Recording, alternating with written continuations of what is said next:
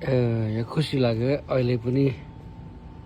1999 तिर पनि पानीको बलको 20 रुपियाँ पर्थ्यो अहिले पनि 20 नै रहेछ यो अक्वा यो के छ नेचुरल अक्वा 3.99% पिउने पानी यता नेपालीमा लेखेको छ भने यताबाट चाहिँ इङ्ग्लिसमा लेखेको छ प्रोसेस ड्रिङ्किङ वाटर हो यो चाहिँ मिनरल वाटर चाहिँ होइन रहेछ बच्चा कभर चाहिँ एकदम पातलो क्या प्लास्टिक त्यतिकै छ तर पनि 20 रुपियाँमा पानी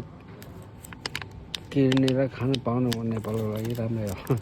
सायद नेपालबाट बनाएको होला थाहा भएन खुसी लाग्यो 20 रुपियाँमा 1999 तिर या 2001 तर 20 रुपियाँमा पानी पिउने गरेको यहाँ पनि अहिले पनि 20 रुपियाँमा पाउँदो रहेछ खुसी लाग्यो